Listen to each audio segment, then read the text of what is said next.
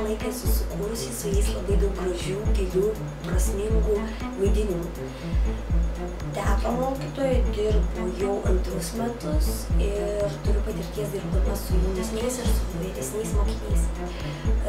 Stovykloje be stereotipų šią vasarą dirbsiu jau 2 metus ir labai tikiuosi, kad su stovyklautojais sulaužysim labai daug neigiamų stereotipų ir pažiūrėsime gyvenimą šiek tiek kitokių, gilesnių, gražesnių kampų.